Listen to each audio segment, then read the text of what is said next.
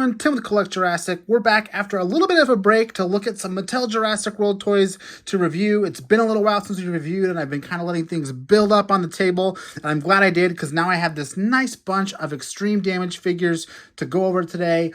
Of course, we'll be getting them out of the box, doing comparisons, checking them out, and there's some really cool stuff in this extreme damage lot. Of course, we have this super-sized Allosaurus that I've been dying to get my hands on. Finally got it to my good friend Greg. Thank you, Greg. Also have the extreme damage T-Rex that I also was waiting to find and finally found it in store just this week. And also two new figures that you might not have heard too much about, Quilmesaurus and Pyroraptor. These are brand new. I actually got them from Korea of all places. So shout out to my friend Lewis for helping me grab those. We have a lot of figures to uncover, so let's dive right in. I'm going to go ahead and start with the T-Rex. Again, this was one I just found this week in stores at Walmart. All these extreme damage figures, of course, are exclusive to Walmart. And this T-Rex might look familiar because there was an extreme damage T-Rex that already came out earlier this year, but I love the paint coloration on this one, so we'll definitely take a look at that when we get it out of the box. The box, as you can see here, has that extreme damage Dominion branding, which is that fiery red sky versus sort of the blue sky we see on the other regular Dominion figures. Of course, you have that nice extreme damage logo, claw marks everywhere, Dominion logo, the render on the back that's showing you how the Rex works, as well as scan codes and all that. And yeah, that's basically it. It's got a shortened box because the tail actually pops on separately, so lets them stack a bunch of these on the shelf. And I think this figure has been pretty popular for Mattel and for Walmart, being as they were able to basically re-release it with a different paint job and still, get suckers like me to buy it. So let's see what kind of ridiculous packaging there is on this thing. They never make it easy. I'm sorry for mangling this box, but I want to do this quickly so you guys aren't waiting. Looks like it has a couple of those locking feet clips on it. So make quick work of those and get Rexy out. Go ahead and get her tail out as well. Looks like it's just held in with some plastic. There we go. Bada bing, bada boom. All right, let's go ahead and put Rexy's tail on and get a look at her. I think tail can only go on one direction. I like how they put those little tabs in. Then I can never figure out which, there we go, the right orientation for the tail. I think I got it. Right? I don't have it upside down. Do I think I have it upside down? There we go. All right, there is the extreme damage Dominion T-Rex, not to be confused with the extreme damage Camp Cretaceous T-Rex that we got last year. It is the identical figure, and I did not get that figure out to make comparisons on because it literally is the exact same figure. No point in making comparisons. Just the paint application is different. And it's even different than the Dominion T-Rex that you can see back here on the shelf where my finger is. You think that, normally when Mattel comes out with the two size Rex figures in one year, they share the same paint deco. This is the Extreme Chomping T-Rex mold after all. It's been out since 2018. This is probably the 7th or 8th version of that figure we've gotten. But what's cool about the Extreme Damage mode is that it has this unique action feature, which I'll get to in a second. But also, the Extreme Damage T-Rex had a button you pressed that made the jaws open. But this one actually has posable jaws, which I think is way cooler and way more useful as a toy photographer, to be able to open and close the jaw however you see fit. You can close it, you can open it from the bottom, which is pretty standard for these chomping dinosaur toys, but you can also open it from the top, which lets you do a couple different, more unique, wider, or just kind of different roars altogether than you can with some of the other figures. So that's probably one of the coolest things about this take on a extreme chomping Rex that's been epic. What is it? Extreme chomping? I'm getting all my epic extreme names confused. But anyway, this mold's been around for a while, but this latest version definitely has that added articulation. And of course, the action feature is on both sides. You can see these claw marks and the body. You can see peaks of skin underneath, but when you press this button on top, you're going to get different amounts of gore or skin or gore or skin. So that's kind of fun. It happens on both sides. Get that peak of blood when you want it, or the skin I mean, it looks damaged either way, right? But it is kind of a fun feature, and you know, obviously, you don't lose any pieces with that. You know, there's no like little damaged piece to pop out. You just have that plastic inside painted red, which I think is all that kids really, you know, get a kick out of, is just having that battle damage. So pretty cool. Otherwise, articulation on the Rex is similar to the other Rexes, where you have legs that move independently of one another, arms that move independently of another, just back and forth swinging, nothing too fancy. You also have feet that sort of pivot, but I wouldn't recommend posing these on the regular. I know these joints can be a little fragile. And then you also have the tail on a ball joint that rotates as well. But I've always liked this mold because it's fairly articulated. Even before they added articulation to the jaw, it's fairly articulated, and you can do some really cool stuff with it. You know, fun poses that you can't do with the other Rexes, since those are usually have gimmicks on them and things like that. But with this one, no gimmicks besides that action feature and that posable jaw make it, you know, easy to recommend because it's just really fun. And I love the paint color on this. Again, different than the Dominion Rex, much more of a saturated color. I love the brown. It's very, very saturated compared to some of the other browns we've gotten. And this dark splash that's on the back that goes into the face looks really, really crisp. Still obviously a Jurassic Rex in all its glory. And you got that added extreme damage feature too. So that is the Extreme Chompin' Rex. Wanted to get that one out of the way first, since it is basically a repack and nothing too much new about it besides the paint application, but still a great figure after all this time. So no complaints from me.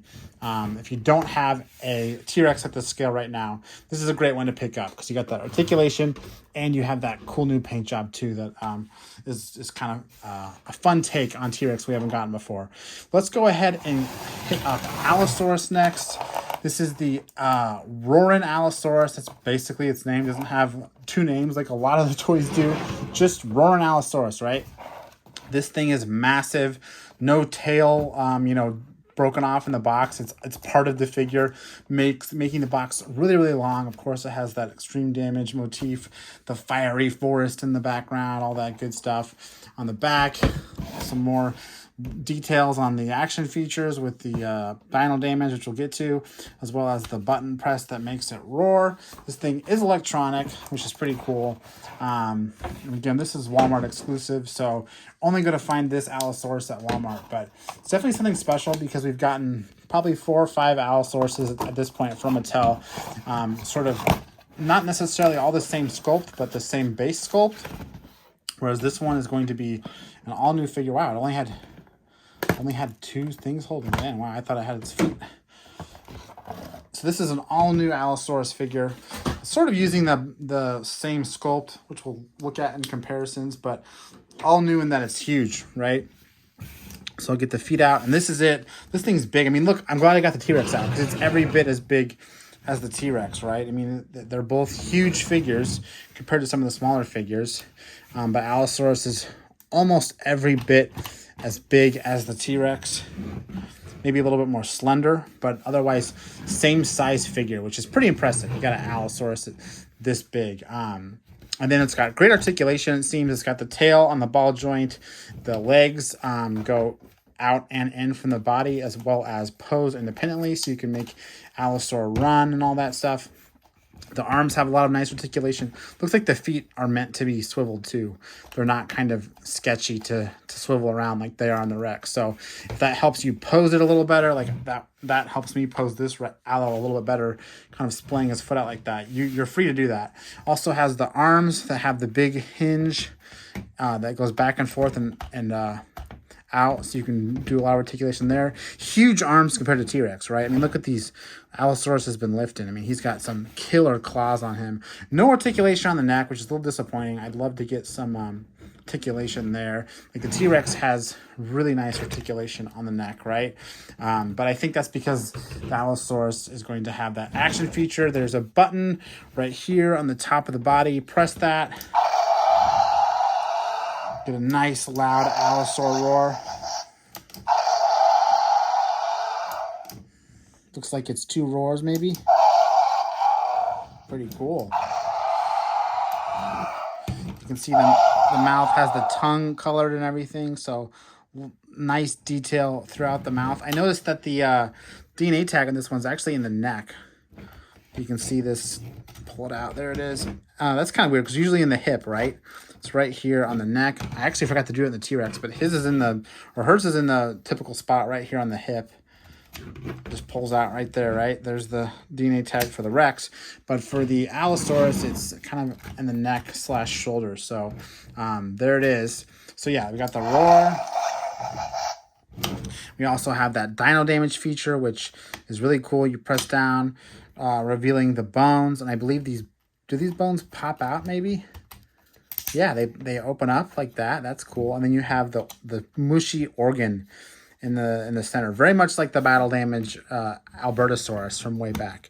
Very similar feature, just here on the Allosaurus. So that is Allosaurus's. And I love how the hinge just covers everything up perfectly. That's really nice. Just whoop. But yeah, that's slick. I like that. Really gets some true gore besides just those slash marks on the Rex. This is just a beautiful figure, though. I love the paint application. It's a little more muted than some of the Allosaurs we've gotten. I'm going to bring the latest Allosaur in for comparison's sake. This was the Roar Attack Allosaurus that we got as part of the Camp Cretaceous line. You know, since Battle at Big Rock, you know, the short from Jurassic World, we've kind of got this tan and blue Allosaurus over and over again. This was the final version of it, and it was pretty cool. Probably my favorite to that point, right? Had a really cool roar attack feature. Balance was decent. I liked the color. I liked the shiny blue, but it is a little bit small in size. But you can see next to this new Allosaurus, it dwarfs it. I mean, it's way bigger. It's at least 1/3 bit as big. And the head, I mean, just the head. Look at the head on this one. Let me see if I can get them kind of compared on camera. So you can see just how much bigger the new head is compared to the old head. It's huge. I mean, this is just a much bigger figure. Much more accurate to the movie, honestly, compared to little Allosaurus right here. So that's pretty awesome.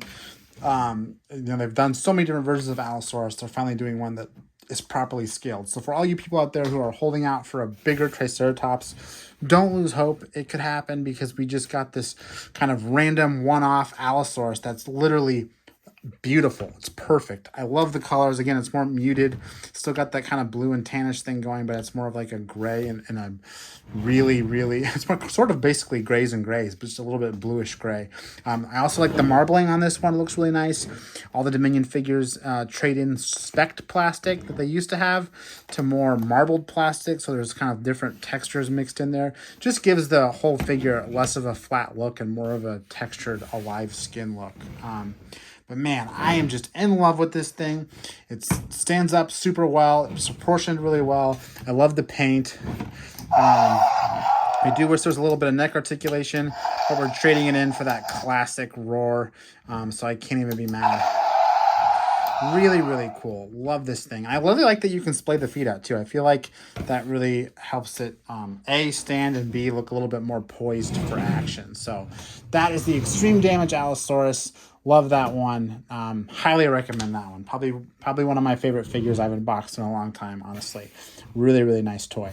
Let's go ahead and look at some of the smaller figures. We'll go ahead and start with Quilmesaurus right here. Now, Quilmesaurus is one I had not heard about until this figure came out. I guess it's sort of related to Carnotaurus. It's some sort of Ablesaurus from my very limited understanding of paleontology. But all new figure, all new sculpt. We'll go ahead and get it out.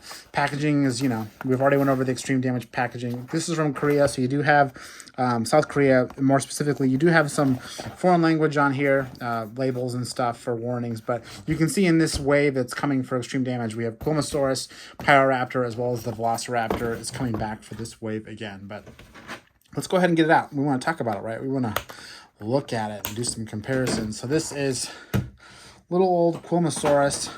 The green is really fun, if a little, you know, kind of simple, right? Articulation-wise, it's going to have, looks like just back and forth articulation on the legs. No like added, it doesn't like rotate out or anything. It just goes back and forth. The arms have a little bit more articulation. Similar to the Allosaurus, they have that hinge.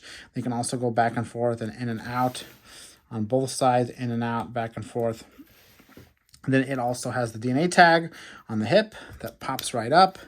There's the DNA tag, slides right in, basically invisible. And then you have the button that activates Allosaurus's extreme damage, which hopefully you can see on camera.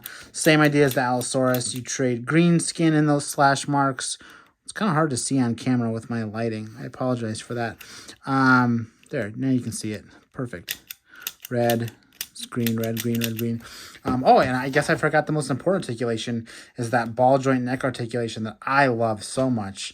Lets you do so many cool poses. And also, of course, the jaw is posable too. So just with that little neck joint, you can do so much cool stuff, I feel like. So Allosaurus, I like the sculpt detail with the little, like, I don't know what you call those, like nodules or almost like plating along the back. Reminds me a little bit of Sauropelta or Baryonyx. Very crocodilian. The face sculpt is pretty unique too. Sort of looks like a Carnotaurus or like a snub-faced T-Rex. Kind of reminds me of Gasosaurus, which I was going to... I guess I didn't grab that for comparisons. I was going to do a comparisons to Gasosaurus, which I guess I still can. I can grab that off the shelf. There we go. Grab Gasosaurus. I'm trying to knock a bunch of other stuff down. So another pretty rare figure, Gasosaurus. These have a lot in common. They're both sort of smaller carnivores, smaller sauropods. Yeah, they really remind me a lot of each other, except this one has the old-fashioned battle damage that was revealing a whole giant wound, whereas Allosaurus has that new age damage. So, yeah, they're kind of similar, right? Battle of the tiny carnivores. This one's interesting, though. I wish the coloration was a little bit more involved rather than just this green kind of airbrush effect, but I do appreciate the red lower jaw. That at least is adds a little bit of fun and sort of different pop of color to this. I just would have liked to see maybe one more paint application on this to give it a little bit more interest, but really cool silhouette all the same. I mean, look at that. It's a cool silhouette. So hopefully, this isn't the last of Allosaurus, and we'll get to see, this figure still come out with another paint job, I hope. Sometimes they kind of one and done some of these exclusive figures like extreme damage, so hopefully not the case here. Hopefully we can see this one come to life again. So that's Quilmesaurus. Last but not least, Pyroraptor, one of Dominion's newest species, and my first Pyroraptor I'm adding to my collection, which is exciting because I needed this figure to kind of round out my Dominion dinosaur characters. So let's go ahead and pop Pyroraptor out. No sense talking about the packaging. Same thing as Quilmesaurus. Yeah, there's the box. Same thing as Quilmesaurus, has that label on the back. And there is Pyroraptor in all of its glory, all of its feathered glory, right? One of our big feathered dinosaur debuts for Jurassic World Dominion. And then, it hits all the main story beats of Pyroraptor. It's red. It doesn't have feathers on its face. It's got feathers on its arms. I will say the feathers on the arms, if you don't already know, are much shorter than they are in the movie, but sculpt-wise, they're still there, right? There's feathers throughout the whole thing. It's got the feathered tail, too. It's got plumage on the back molded in. Of course, it has that little, I guess you'd call it like, what would you call this?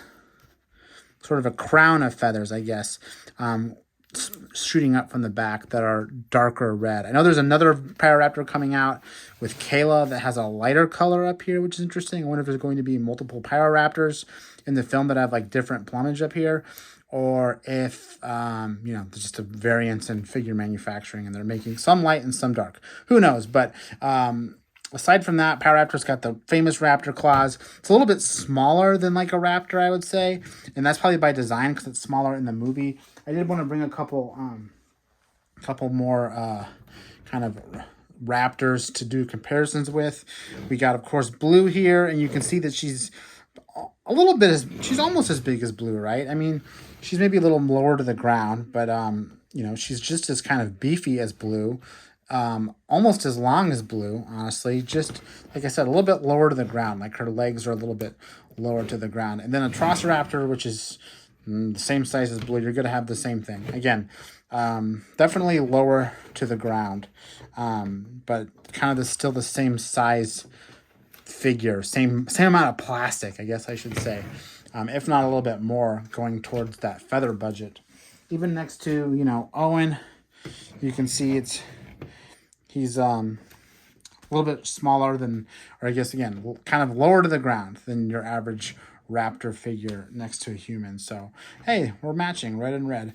I also wanted to point out, because I've done a review on it before, the Captus Pyroraptor is an excellent figure. This is the mega size figure. And you can see here, they have the huge feathers on the wings like the movie. Pretty detailed figure for what it is. Zero articulation. You literally put it together and it's just kind of stuck in this mode. But you can see just how similar the designs are and also how different they are. Two different toy companies doing their interpretation of Pyroraptor. Captives wins for, you know, movie likeness for sure, but Mattel gets points for trying, and they also have articulation built in, which I didn't really talk about. I kind of skipped over that. Obviously, the legs move, so you can make it pose up. Those legs are hard to move, though. So you can make it, you know, shout up in the air or sniff the ground. Really do whatever you want with the legs. The tail has rotation for what it's worth. I don't think there's really any point in rotating it. Also, the arms have that double joint, so you can do, you know, you can do that. Kind of like the trailer, where it's got its arms out. I love how its claws are all curled up, though. There's some really nice detail, really bird-like with that hand. You can get a look at that in the camera. It looks very, very bird-like. So that's kind of cool. Just need to extend those feathers a little bit on the arms. The neck, of course, has the ball joint, which I love. It's kind of a pseudo ball joint. It's not truly a ball joint. It's a rotation with a hinge, but it has the same range as a ball joint. And then, of course, you have the opening and closing jaws. I like it closed. It looks very much like the Pyroraptor animatronic from the movie, from the neck up for sure. Looks great with the mouth open as well. Tongue painted, all that stuff. So I'm probably going to keep it closed because, I just think it's got a better movie likeness like that. But that's Pyroraptor. Definitely one of, I'm sure once we see the movie here in a couple weeks, we'll love this figure even more. And there's at least a couple more Pyroraptors coming out. There's going to be one with the big Outpost playset. Of course, I mentioned there'll be one that comes with Kayla in a human 2-pack. So a couple more Pyroraptors coming out if you can't get your hands on this extreme damage one with that fun little, I guess I didn't preview that either, the little extreme damage feature. Honestly, that's like the least exciting part of this figure for me, is the extreme damage. I just wanted a Pyroraptor, but it does have that feature. Also got the little DNA tag there for anybody that wants it hidden in the hips. But that's nice. A nice little streamlined figure, just missing those darn arm feathers. Otherwise, it would have been pretty much what I expect from Mattel for movie likeness. But all in all, Walmart's Extreme Damage line, it's got a lot of fun figures. This Allosaurus is definitely a highlight. Definitely probably the best extreme damage figure they've come out with, if not the best battle damage figure they've come out with, just because it's finally kind of righting those size proportions that were wrong with the other figures. And it's just an awesome looking toy. I mean, look at this thing. It's awesome. Of course, you have T-Rex Part 2 here. If you haven't grabbed the one from last year, I recommend grabbing this new one. And then the Quilmesaurus and Pyroraptor we just talked about, which hopefully should be coming here to the States over the course of this summer as part of Wave 2 of Extreme Damage. But I think that's all I had to talk about for today with these figures. Again, I'm Tim the Collect Jurassic.